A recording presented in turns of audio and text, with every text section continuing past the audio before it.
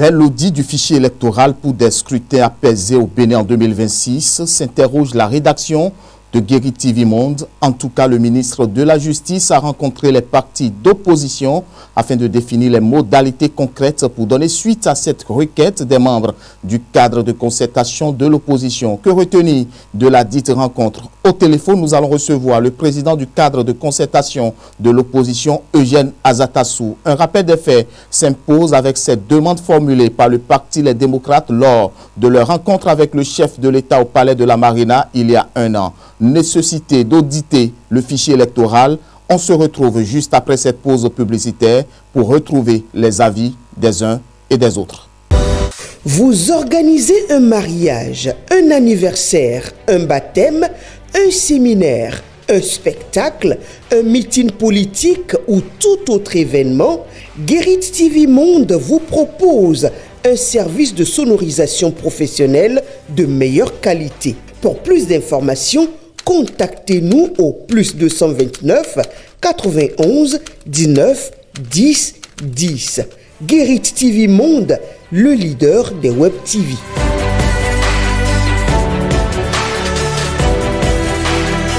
Bienvenue à tous. Il y a un an, le parti Les Démocrates, lors de leur rencontre avec le chef de l'État au palais de la Marina, demandait l'audit du fichier électoral afin de définir les modalités concrètes. Et pour donner suite à cette requête, le gouvernement ouvre le dialogue avec l'opposition. Le ministre de la Justice a rencontré ce lundi 18 novembre 2024 les membres du cadre de concertation de l'opposition. Guérit TV vous replonge dans les archives. Suivons cet élément de la rédaction. L'audit du fichier électoral avant les élections générales de 2026 tient à cœur l'opposition. En témoigne l'audience de ce lundi 18 novembre 2024. En effet, le cadre de concertation de l'opposition a rencontré le garde des Sceaux, ministre de la Justice et de la Législation. Au menu des échanges, l'audit du fichier électoral. Qu'il vous souvienne, le souhait d'auditer le fichier électoral à la rencontre tenue le 27 novembre 2023. Rencontre au cours de laquelle le parti Les Démocrates, face au président de la République, demandait l'accord de principe du chef de l'État pour que cet audit du fichier électoral se fasse. Une demande accueillie favorablement par le chef de l'État qui a d'ailleurs apaisé ses hôtes. Je voudrais que les partis politiques, UP, BR, FCBE, démocrates, nous fassions la sensibilisation partout pour dire aujourd'hui l'état civil est quelque chose, l'acte de naissance se fait automatiquement. Si quelqu'un est né à la maison ou n'importe où, il faut le déclarer pour qu'il soit pris en compte. Si quelqu'un décède, il faut déclarer le décès. Le député a dit qu'il ne connaît pas le logiciel qui a été mis en place, comment c'est implémenté et qu'il faudrait auditer. Personne n'a mandaté l'ANIP pour tripatouiller la liste électorale. Personne. Donc je suis favorable à un audit de la liste état civil, de registre état civil, de la base de données.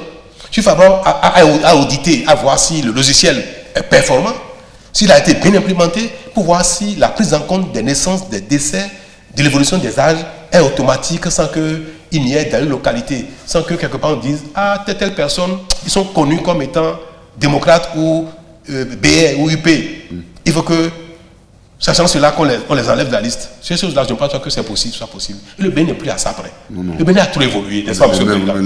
Le Bénin, voilà, n'est plus à ça près. Donc le fait de remettre en cause la liste électorale, je trouve que c'est une manière également de dégrader l'image du Bénin. Près d'un an après, peut-on dire que les lignes ont bougé? Si pour certains analystes, on peut répondre par l'affirmation, pour d'autres, seul l'avenir pourrait situer les uns et les autres. Que peut-on retenir de cette discussion entre le garde des Sceaux, ministre de la Justice et de la Législation, Yvon Detchenou, et les responsables du cadre de concertation de l'opposition des partis politiques? Nous avons au téléphone Eugène Azatassou, le président du cadre de concertation de l'opposition. Nous voulons rester conformes à notre orientation qu'on a toujours défendue.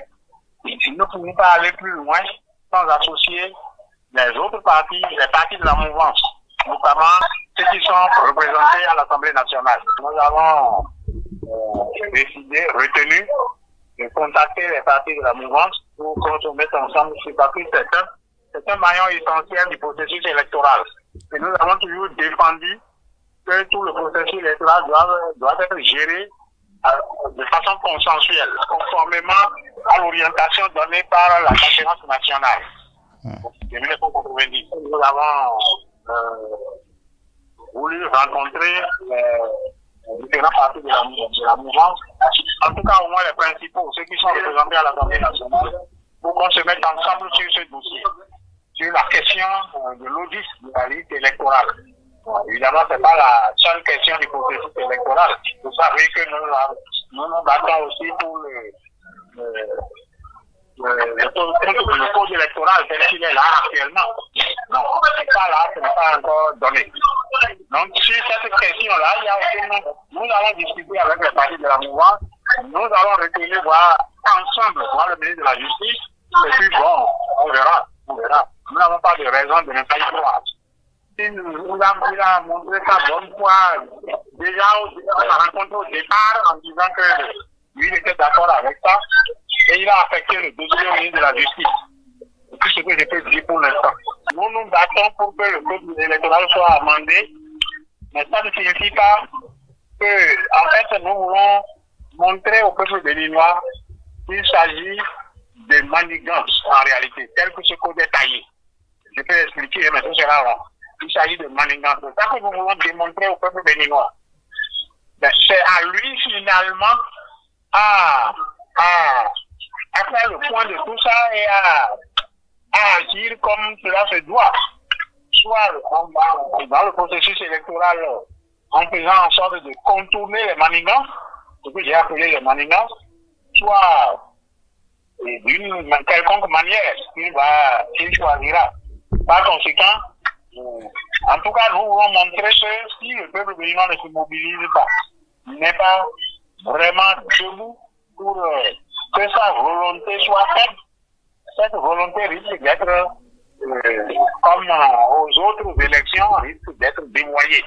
Dans tous les cas, on verra comment les choses vont se passer. On tient à un processus électoral équitable, transparent, et si on ne compte pas sur sa capacité à duper le peuple béninois, à voler les élections, à faire des bourrages d'urnes, si on ne compte pas sur ça, on devrait normalement amender ce code. L'opposition est unie, pas encore toute la frange de l'opposition, mais on y travaille et on y travaillera. La mise en œuvre de cette demande et le fruit des discussions vont-ils se formaliser dans les jours à venir? Autrement, est-il vraiment nécessaire d'auditer le fichier électoral? Faouzia Sefou s'est rapproché de quelques analystes politiques. Voici ce qu'ils ont dit. Oui, c'est une obligation. Il est impérieux que le gouvernement pense à cela. Pourquoi? Parce que la liste, le fichier électoral qui nous a servi donc pour aller aux élections en 2023, il y a des morts, il y a des décès. Et à ce niveau-là, il faut estimer quand même les morts et penser également aux jeunes qui aujourd'hui ont 18 ans et qui aspirent également à voter. C'est un devoir civique, d'accord? Donc ils ont 18 ans, ils veulent voter en 2026. Pourquoi les empêcher? Donc je pense que c'est le moment d'enrôler ceux qui ont 18 ans et également d'estimer ceux qui sont morts. Donc c'est normal en fait qu'on pense aujourd'hui à un fichier consensuel. Dieu merci, le ministre de la Justice a rencontré le cadre de contestation de l'opposition. C'est dire que le gouvernement a la volonté donc de s'asseoir sur la même table que l'opposition afin d'asseoir, d'apaiser en fait les polémiques qu'il y a autour et d'avoir une liste consensuelle. C'est très important. Si on se sert de cette liste électorale de 2019 pour aller aux élections de 2026, c'est dangereux. Je pense qu'aujourd'hui, il est impérieux que le gouvernement, déjà, je remercie le ministre de la Justice qui, en amont, a déjà rencontré en fait le cadre de l'opposition, parce que nous sommes en 2024. Parce que 2025, en fait, est la dernière année, d'accord, qui sera une année dense pour prévenir 2026. Donc je pense qu'aujourd'hui, il faut que le gouvernement fasse très vite, d'accord, pour décider de commun accord avec l'opposition, afin donc de s'asseoir pour trouver un palliatif. Pourquoi on décide aujourd'hui? Parce qu'aujourd'hui, il y a un fait. Moi, je dis une chose. Dites-moi le Béninois aujourd'hui, qui a sur son fronton opposant, sur son fronton mouvancier, il n'y en a pas. Donc, on ne peut pas savoir qui est mouvancier, qui est opposant. Pourquoi donc empêcher un ou bien d'aller voter? Donc, je me suis dit aujourd'hui qu'il est impérieux d'avoir une liste consensuelle. Et pour avoir cette liste consensuelle, il faut enrôler tout le monde. Ceux qui ont déjà le droit de vote, parce que c'est un devoir civique. Donc c'est dire que l'opposition aujourd'hui a un rôle à jouer. Le rôle à jouer, c'est quoi? C'est de jouer. C'est-à-dire, il ne faut pas faire des critiques acerbes. Il faut négocier, il faut poser des doléances et aller dans ce sens-là pour qu'il y ait une ouverture, une main tendue pour adopter en fait une liste consensuelle et définitive. Si vous, acteurs de la société civile, vous de la presse, vous observez bien Patrice Talon, sur les questions politiques, il tend beaucoup de pièges. Et c'est là où il faut vous poser la question de savoir s'il a vraiment la volonté d'auditer le fichier électoral. Si la volonté y était, ce n'est pas aux acteurs politiques de l'opposition de demander à un chef d'État à une rencontre où, vous vous rappelez, ce n'était pas une question de fichier électoral qui était à l'ordre du jour. La question du fichier électoral est sortie comme ça de la bouche de l'ancien président de la République pour nommer Boni Yayi. Et puis, paf, Patrice Talon a pris ça comme un bonbon, il est sauté là-dessus, il a demandé, et oui, si vous êtes prêts, je suis prêt. La question du fichier électoral n'est qu'une petite question réglée dans la maille de questions qu'on a aujourd'hui au Bénin. Vous vous rappelez que le code électoral, tout le monde appelle à sa relecture.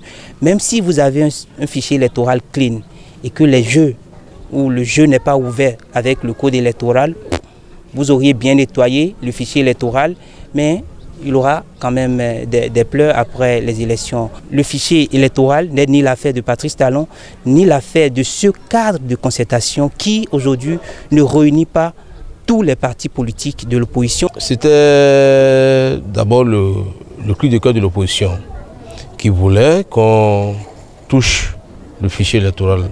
Parce que selon elle, il y aurait eu des incongruités, des polémiques autour. Donc pour une transparence des élections, le chef de l'État a voulu accepter qu'il y ait une relecture du code du fichier électoral.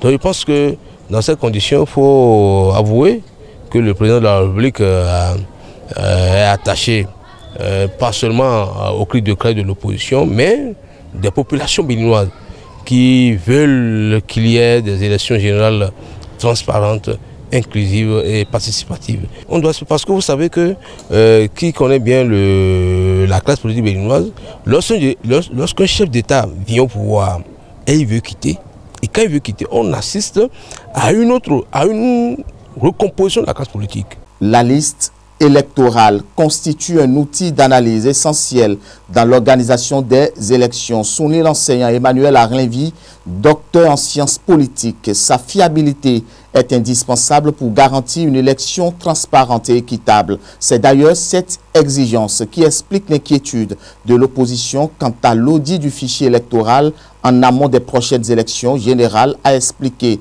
le professeur agrégé à l'école doctorale des sciences juridiques, politiques et administratives de l'Université de Parakou. Dans une interview exclusive qui nous a accordé, le professeur Arlinvy a précisé davantage le rôle central de la liste électorale dans le processus électoral. Il s'est exprimé au micro de Guéri TV Monde avec Anselme Orisha et Modeste Adanzeton. Avant même de parler de l'audit de la liste électorale, il importe d'insister sur le fait de ce que c'est que la liste électorale dans l'organisation d'une élection et de situer son importance dans l'organisation des élections et surtout des élections transparentes. La liste électorale est le point de départ de toute analyse scientifique des élections. Ce sont ceux qui sont inscrits sur la liste, ce sont ceux-là qui votent. Et c'est sur cette liste-là qu'on décompte. Tel nombre d'électeurs a voté pour tel parti, tel nombre se sont abstenus, tel nombre ne se sont même pas rendus aux urnes, etc. Donc la liste électorale, c'est un instrument d'analyse qui est au départ et à la fin des élections. Donc, comme c'est un instrument très important, il faut que l'instrument soit fiable. Et peut-être que l'opposition a des appréhensions parce que les élections s'approchent et que depuis là, on n'a pas affiché les listes électorales, on ne l'a pas encore actualisé. C'est comme quelque chose de caché.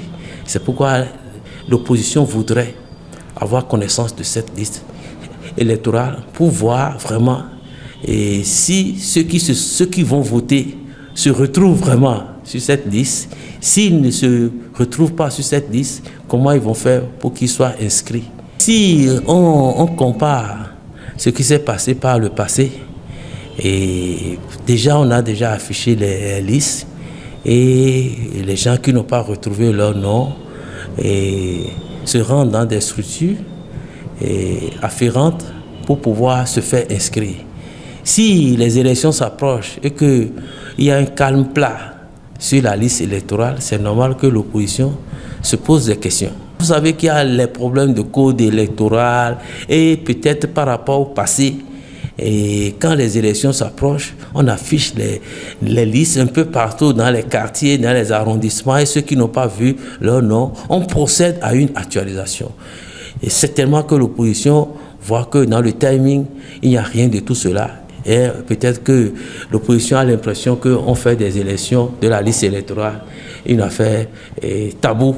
Et elle pense qu'il faut exposer ce problème-là, il faut mettre ce problème-là sur la table et rendre ce problème public. Et oui, il faut afficher, les gens iront consulter la liste là dans les quartiers, dans les villages, et ceux qui ne vont pas trouver leur nom, maintenant vont demander à se faire inscrire pour être vraiment sur cette liste. Et c'est cette condition-là, c'est à cette condition qu'ils pourront exercer ce droit de vote. Sinon, si on fait sortir une liste à la dernière minute et que les gens vont consulter cette liste et que les gens n'ont pas leur nom sur cette liste-là, quel moyen de recours les gens auront pour exercer leur droit de vote? Et c'est sur ces analyses du professeur agrégé à l'école doctorale des sciences juridiques, politiques et administratives de l'Université de Parakou que nous vous remercions d'avoir suivi. Continuez toujours de suivre Guéri TV Monde. N'oubliez surtout pas de vous abonner. Portez-vous bien.